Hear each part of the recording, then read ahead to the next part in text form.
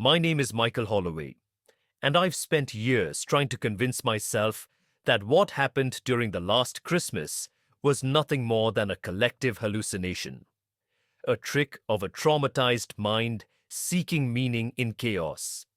But some memories refuse to be rationalized away, no matter how desperately you try.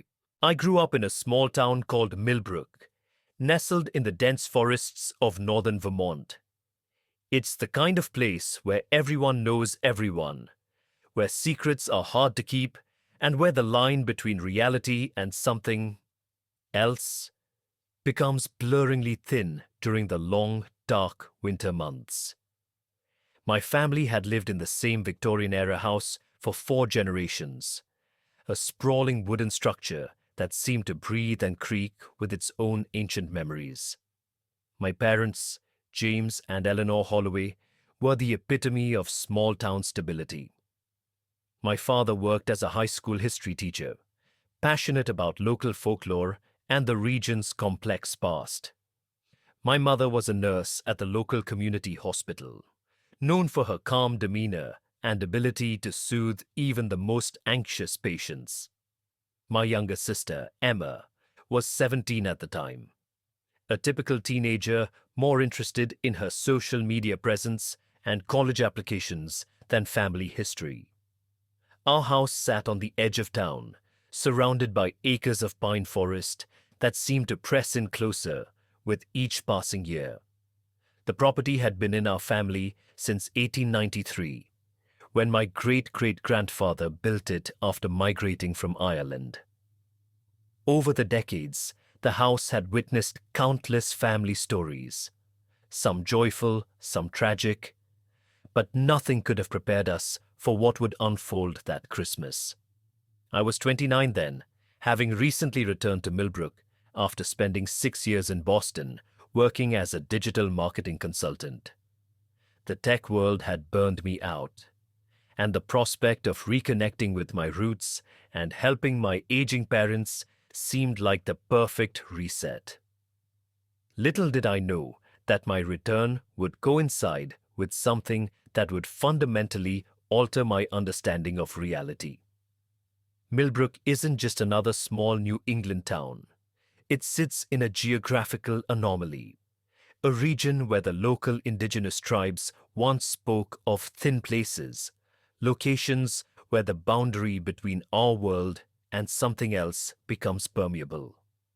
My father had spent years collecting local legends, indigenous stories, and historical accounts that suggested our area was different.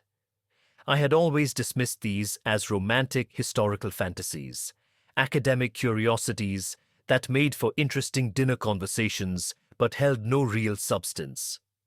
That Christmas would prove how wrong I was. The weeks leading up to December 25th were unusually cold, even for Vermont standards. Temperatures dropped to negative 15 degrees, creating an isolation that felt almost suffocating. Snow blanketed everything, transforming the landscape into a monochromatic canvas of white and gray. The pines surrounding our property stood like silent sentinels, their branches heavy with snow, creating shadows that seemed to move independently of any wind. Emma had just been accepted to the University of Vermont, and my parents were excited about her future. I was helping renovate parts of the old house, a project my father had been putting off for years. We were a typical family, looking forward to the holidays, exchanging gifts, and enjoying each other's company. Nothing suggested the darkness that was about to consume us. If someone had told me then that our Christmas would become a nightmare that would haunt me for years, I would have laughed. But some stories aren't meant to be believed. They're meant to be survived. The first unusual occurrence happened exactly 2 weeks before Christmas. It was a mundane Tuesday evening, and I was helping my father reorganize the attic, a space that had remained largely untouched for decades. Our family was notorious for being pack rats, preserving every piece of memorabilia, every old photograph, every fragment of our collective history. As I moved an ancient cedar chest, a piece my great-grandfather had brought from Ireland, a photograph slipped from between its weathered wooden slats. The image was yellowed, edges frayed, depicting a group of men standing in front of our house. Their faces were stern, almost haunting, dressed in early 20th century work clothes. But what struck me wasn't their appearance. It was the unnatural darkness surrounding them, a shadow that seemed to bleed into the photograph itself. "Dad," I called out, "have you seen this before?" My father adjusted his glasses, carefully taking the photograph. His expression changed. Something between recognition and a carefully suppressed unease flickered across his face. "This was taken in 1906, he said quietly, "the year before the first incident." I knew better than to press him immediately. My father had always been selective about sharing family stories, especially those that seemed to deviate from rational explanation. But something in his tone suggested this was different. That night, I couldn't shake the feeling of being watched. Our house had always been creaky. Old wooden structures settle, floors expand and contract with temperature changes. But these sounds were different, deliberate, calculated, like something was moving just beyond the range of normal perception. Emma was the first to vocalize the growing tension. During dinner one evening, she pushed her mashed potatoes around her plate, her usual teenage nonchalance replaced by a nervous energy. "Have you guys noticed anything weird lately?" My mother, ever the pragmatist, raised an eyebrow. "Weird how, sweetie?" "I don't know," Emma said, her voice trailing off. "Just sounds, movements, like someone's in the house when we're all together." My father's fork paused midway to his mouth.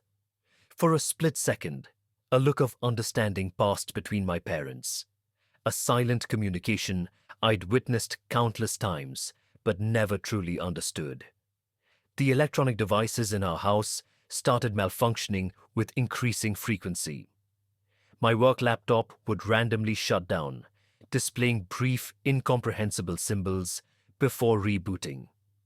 Emma's smartphone would generate static during calls, and sometimes, just for a millisecond, strange figures would appear in the background of her selfies, blurred and indistinct. The local weather seemed to conspire with our growing unease.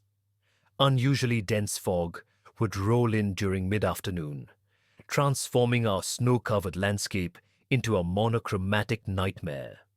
Visibility would drop to mere feet, and an unnatural silence would descend. No bird calls, no rustling of wildlife, just absolute, pressing stillness. Our local meteorologist attributed it to complex atmospheric conditions, but the old-timers in Millbrook whispered different explanations. At the town's general store, I overheard conversations about the winter when things aren't right and cryptic references to times when the boundaries blur. My father's research became increasingly obsessive.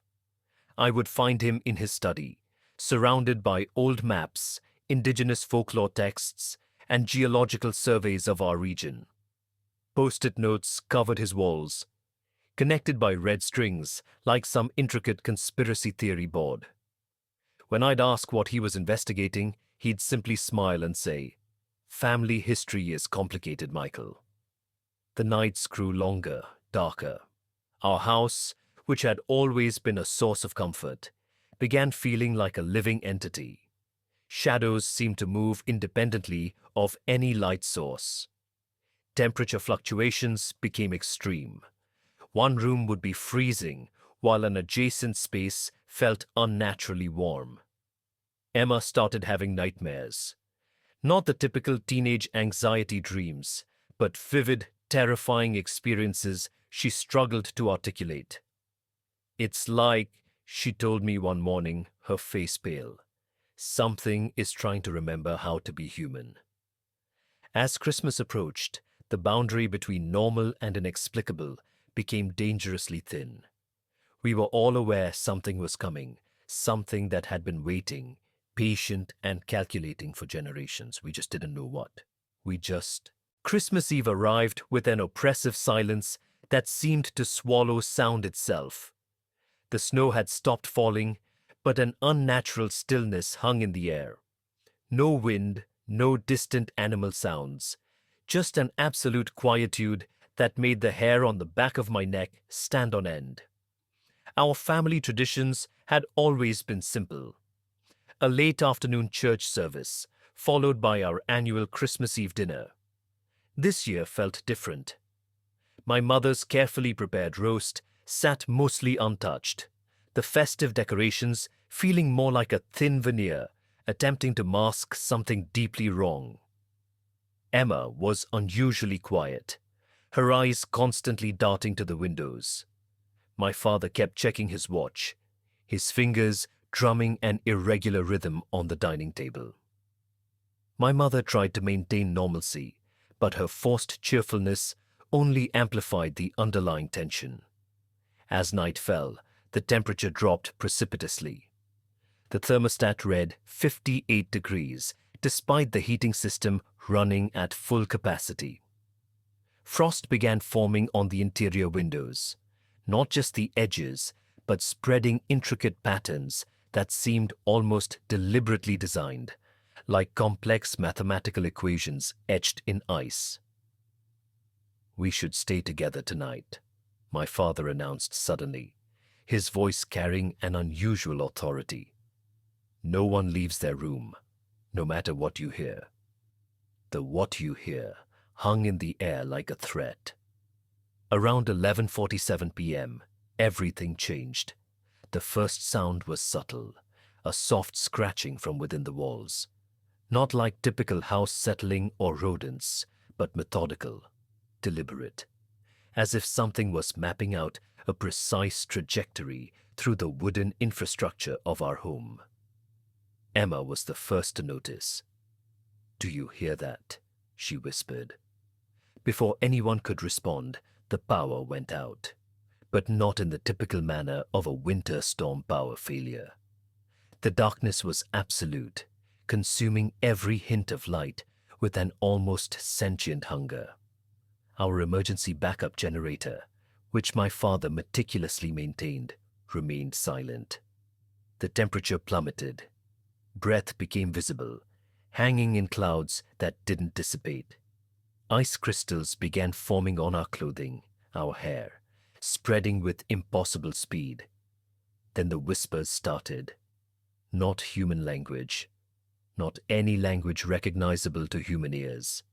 It was something older, something that predated spoken communication, a sound that seemed to bypass hearing and penetrate directly into consciousness. My father moved first, reaching for an old trunk in his study. From it, he pulled out a collection of items: a leather-bound journal, several Native American ceremonial objects, and a small obsidian knife that looked centuries old. "What's happening?" I demanded. He didn't answer immediately. Instead, he began tracing symbols on the floor, intricate geometric patterns that seemed to absorb what little ambient light remained. The whispers grew louder, no longer contained within the walls. They now filled the entire house, overlapping, building, becoming a cacophony of something ancient and profoundly alien. Emma started to shake, not from cold, but from something deeper. Her eyes were unfocused, pupils dilated, as if seeing something beyond our physical reality. "They're waiting," she mumbled. "They've been waiting so long." My mother, always the voice of reason, the medical professional who had seen countless unexplainable situations, stood paralyzed. Her medical training, her rational worldview, crumbled in the face of something that defied all scientific understanding. The shadows in the room began to move, not cast by any light source, but autonomous, shifting, reforming, taking shapes that suggested human forms but were fundamentally wrong. Too many angles, movements that defied anatomical possibility. My father continued his ritual, murmuring words in a language I'd never heard him speak. The obsidian knife caught what little moonlight filtered through the frosted windows, its edge seeming to absorb darkness. My father's trembling hands worked swiftly, tracing the geometric symbols with a precision that seemed both instinctive and desperate. Each line seemed to hum faintly, resonating with an energy that was barely perceptible, yet profoundly unsettling. The obsidian knife, an eerie centerpiece to his ritual, glinted in the dim, unnatural light, absorbing rather than reflecting the surrounding shadows. The whispers grew louder, shifting from faint murmurs to distinct guttural tones that seemed to resonate directly within our skulls. My chest tightened as I realized these sounds weren't just auditory. They felt like invasive thoughts, unbidden and foreign. Each word carried with it a weight of ancient sorrow and malice, flooding my mind with fragmented images, vast, empty voids, flickering fires in alien landscapes, and faces that were almost human but disturbingly wrong. The air in the room grew heavy, pressing down on us like an invisible force. My mother clutched at her chest, her breaths coming in shallow gasps. "James, what are you doing?" she whispered, her voice trembling with both fear and disbelief. "We don't have time," my father snapped, a tone of desperation I'd never heard from him before. "They're breaking through. Just stay together." A low growl emanated from the walls, vibrating through the floorboards and into the marrow of my bones. The frost patterns on the windows shifted, morphing into something almost organic, resembling tendrils or skeletal branches. One pattern seemed to move, subtly at first, but then visibly crawling across the glass like a living entity. The first shadow emerged from the corner of the room, detaching itself from the darkness like a predator stepping into view. It was human-shaped, but grotesquely distorted. Its elongated limbs bent at impossible angles, and its head twitched as if struggling to hold its form. The room grew colder with its presence, and the light seemed to recede further, shrinking into faint, flickering halos around us. I stumbled back, my instincts screaming at me to flee, but there was nowhere to go. Emma's eyes locked onto the entity, her lips trembling as though she were trying to speak but couldn't find the words. Her trembling hand reached out to me. "Michael, they're not shadows. They're memories, echoes of something that should never have been." "Stay back!" my father shouted, raising the obsidian knife. The entity paused, its head tilting unnaturally as though it recognized the blade. A guttural sound, almost like a laugh, reverberated through the air. "Michael, take your sister!" my father ordered. He began chanting louder now, the words gaining a strange resonance, as if the house itself responded to his call. The entity lunged faster than my eyes could track. Suddenly, Emma began to speak, but it wasn't her voice. The language was complex, consisting of sounds that seemed to exist between consonants and pure, tonal vibration. Her body remained still, but the words poured out with an ancient, terrible knowledge. The shadows coalesced, not just in one location, but throughout the house, emerging from walls, ceiling corners, beneath furniture. Each manifestation suggested a collective consciousness, something that had been waiting, observing, planning. And we were at the center of its design. What happened next would forever alter our understanding of reality. of time, of the very fabric of human perception. The days following Christmas were a blur of fragmented memories and intense psychological confusion. Local authorities were baffled.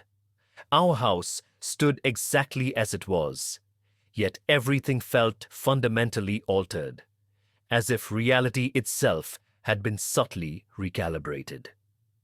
Dr. Elizabeth Reyes, a forensic psychologist from the University of Vermont who specialized in trauma research, became our primary point of contact. She arrived 3 days after the incident, her professional demeanor barely concealing a deep academic curiosity. "Tell me everything," she said, her voice professional but laden with an undercurrent of tension. My family's accounts were frustratingly inconsistent. Emma seemed the most affected. Where she was once a typical teenager, concerned with social media and college applications, she now spoke in fragmented scientific and philosophical terms that seemed beyond her years. "Temporal displacement isn't linear," she would say, staring out windows for hours. "Consciousness is just a membrane we've mistaken for a boundary." My mother, a nurse with decades of medical experience, struggled to process her own memories. Medical training provided no framework for what we had experienced. She would wake up in the middle of the night, muttering about intersectional dimensional fractures and drawing complex geometric patterns on notepad margins. My father withdrew into himself, spending hours in his study, cross-referencing historical texts, indigenous folklore, and geological surveys of our region. The obsidian knife remained constantly near him, wrapped in a dark cloth. I found myself experiencing what psychologists would later describe as dissociative episodes. Memories would fragment, reassemble incorrectly. I'd find myself in rooms with no recollection of how I arrived, holding objects I didn't recognize. Dr. Reyes conducted extensive interviews, psychological evaluations, and cognitive assessments. Her preliminary report was both fascinating and terrifying. The Holloway family demonstrates a collective traumatic experience that defies traditional psychological categorization. Their shared narrative suggests a profound psychological event that has fundamentally altered their perceptual framework. Local historians became interested. Our small town of Millbrook had always been known for strange occurrences, but nothing documented matched the intensity of our experience. Mark Sullivan, the town's historical preservation officer, discovered something unsettling in archived documents. Local Native American tribes had historically described our specific geographical region as a place of crossing, a location where different dimensional planes intersected more readily than elsewhere. "Your property," Sullivan told my father during one interview, "sits on what indigenous maps mark as a spirit corridor, a theoretical geographic point where different reality layers become permeable." Emma's medical tests revealed unprecedented neurological patterns. Brain scans showed unusual synaptic connections, almost as if her neural pathways had been rewired during our experience. Neurologists were both fascinated and disturbed. "It's like her brain has developed additional processing channels," one specialist noted. "Channels that shouldn't exist within our current understanding of human neurology." Emma's newfound abilities became impossible to ignore. She started completing complex calculus problems on scraps of paper in moments of idle thought, the solutions appearing in intricate symbols and numbers that even her teachers couldn't decipher. One afternoon, I found her standing in front of the frost-covered window, drawing patterns with her finger on the condensation. At first glance, they looked like random shapes, but on closer inspection, they resembled the same geometric designs my father had traced during the ritual. They're not just memories, Michael, she said softly, her voice distant. They're coordinates, but they're incomplete. My blood ran cold. Coordinates to what? I asked, half dreading the answer. Her gaze didn't waver from the window. To something that exists outside of time. I don't know yet if it's alive or if it's waiting to be born. Meanwhile, my father became consumed by his research, spending days locked in his study. The symbols and patterns from Christmas Eve now adorned nearly every surface of his workspace, connected by strings of handwritten notes and maps. One day he called me in, his face pale and drawn. "Look at this," he said, pointing to an old geological survey of the area. The map showed a series of fault lines and magnetic anomalies running directly beneath our property. "These aren't just geological features," he said. "They're pathways. Whatever came through that night didn't just appear. It followed these lines. The house wasn't just built here by coincidence." 2 years have passed since that horrific Christmas Eve. Time no longer feels linear to me. It bends, stretches, and contracts in ways I cannot fully comprehend. I've learned that some experiences cannot be explained. They can only be survived. Our family has become something of an anomaly. We don't seek validation anymore. We understand that our truth exists beyond the realm of conventional belief. The scientific community continues to study us, but we've become selective about our interactions. Not out of fear, but out of a profound understanding that some knowledge is not meant to be shared casually. Emma is now studying theoretical physics at MIT. Her professors are simultaneously impressed and unsettled by her intuitive understanding of complex quantum mechanics. She speaks of dimensional theory with the precision that suggests her experience fundamentally altered her cognitive capabilities. My father has dedicated his retirement to documenting indigenous folklore about thin places, geographical locations where reality becomes permeable. His research suggests our experience was not unique, but part of a larger, more complex phenomenon that human understanding has only begun to scratch. My mother, ever the pragmatist, has found a way to integrate our experience into her medical worldview. She now works with patients suffering from complex trauma, her expanded perception allowing her to connect with individuals in ways traditional therapy cannot. And me? I've become a documentarian, though not in the traditional sense. I record our family's experience, not for public consumption, but as a testament to the complexity of human experience. My work is more an exploration of consciousness than a traditional narrative. The obsidian knife remains in our family, a tangible reminder of that night. Sometimes, in certain light, it seems to absorb shadows, to hold memories that extend beyond physical matter. We've learned that what happened to us transcends traditional categorization. It wasn't a supernatural event, nor was it purely scientific. It existed in a liminal space between understanding and mystery. Dr. Reyes continues to study our case. Her most recent publication in a niche quantum psychology journal suggests that our experience might represent a breakthrough in understanding consciousness as a malleable, interdimensional construct. The Holloway family, she wrote, represents a potential evolution of human perceptual capability.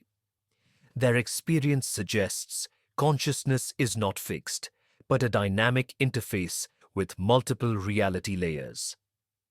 Our town of Millbrook has changed too. The incident, though not widely publicized, has created a subtle shift in the local collective consciousness. People speak differently. They look at geographical spaces with a newfound respect, understanding that reality might be more fluid than they previously believed. I no longer fear the unknown. Fear requires a belief that something exists outside of our comprehension. We've moved beyond fear into a state of profound curiosity. Curiosity has become both a blessing and a burden. The need to understand what we experienced often clashes with the realization that some truths are not meant for human minds to fully grasp. I've spent countless nights sifting through my father's research, piecing together fragments of history, folklore, and quantum theory, only to arrive at the same unsettling conclusion. Our reality is not singular. It is layered, fractured, and porous in ways we may never truly comprehend. Emma's transformation continues to astonish and unnerve me.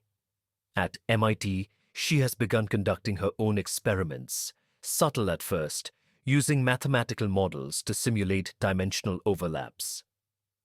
What if consciousness itself is the thread connecting realities? She mused during a recent phone call. Her voice, once filled with youthful energy, now carries a weight that feels ancient. Emma, aren't you afraid of what you might find? I asked. There was a pause. Afraid? Number. But sometimes I wonder if understanding is worth the cost of becoming something other. Her words lingered long after the call ended. I couldn't help but think of my mother, whose pragmatic worldview had been shattered. She now spends her days working with trauma patients, using her expanded perception to connect with them in profound ways. Healing isn't about erasing the pain, she told me recently. It's about finding meaning in it, even when that meaning is incomprehensible.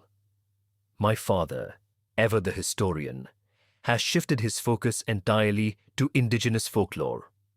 His latest theory posits that thin places like Millbrook are not anomalies, but remnants of a forgotten design, an ancient system created by forces or civilizations far beyond our understanding.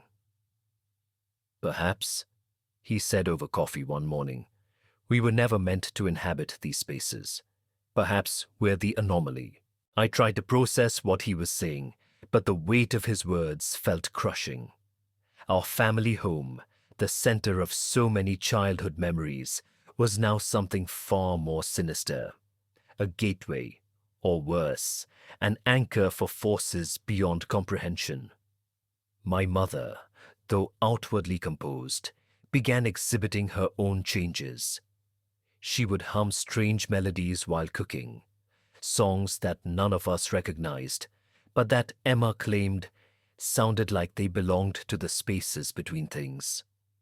One night, I caught her drawing the same frost-like patterns in her journal, her hand moving as if guided by an unseen force. At the same time, Millbrook itself seemed to shift. Reports of unexplained phenomena grew more frequent. A local shopkeeper claimed his clocks all stopped at 11:47 p.m., the precise moment when the power went out in our house on Christmas Eve. A farmer on the outskirts of town described seeing figures moving through the woods, tall, shadowy forms that disappeared when approached. The strangest account came from a group of high school students who had gone sledding in the forest.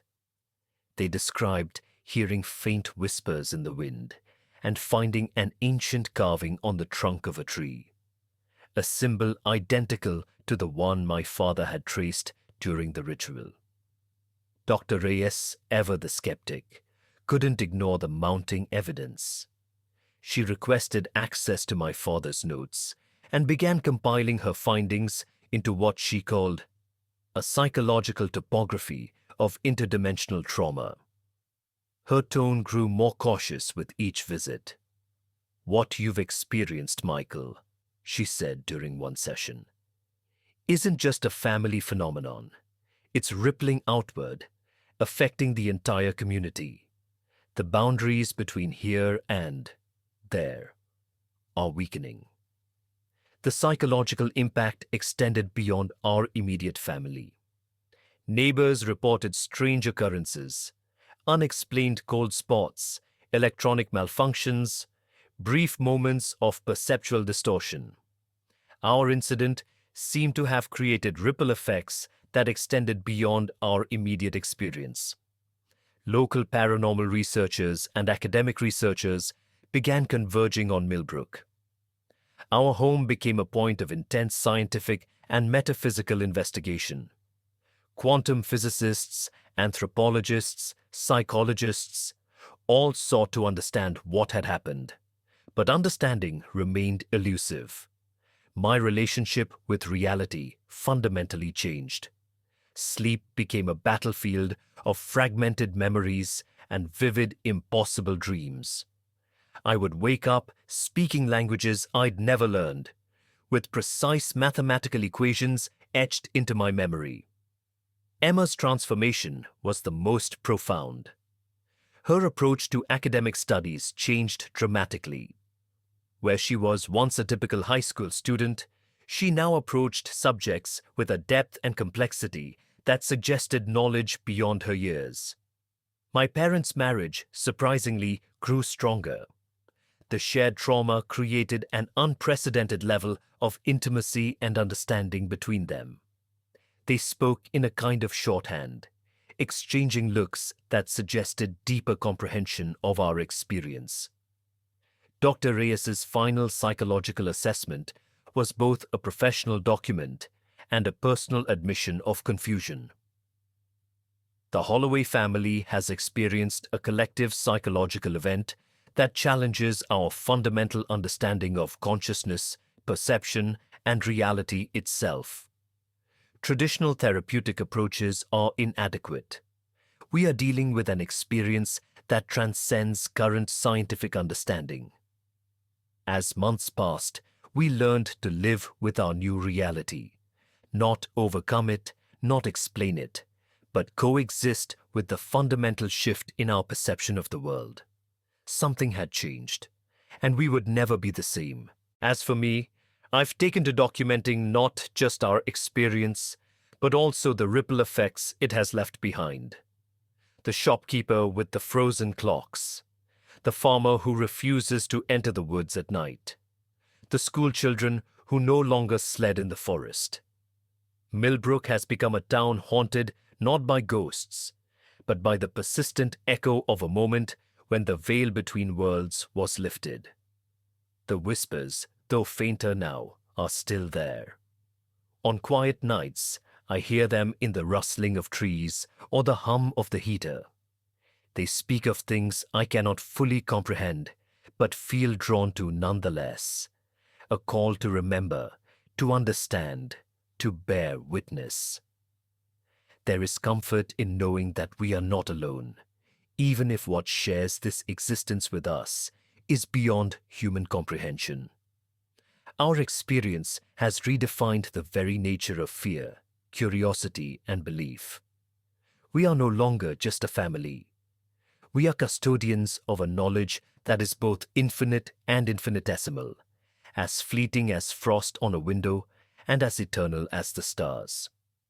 Some nights, when the winter settles heavy and silent, I can still hear those whispers, not with my ears, but with something deeper, a frequency of understanding that extends beyond sound, beyond language. What I've learned is that human perception is remarkably limited. We construct elaborate systems of belief, scientific, religious, philosophical, to make sense of our existence. But these are just fragile constructs, thin veils covering a reality far more complex and interconnected than we can imagine.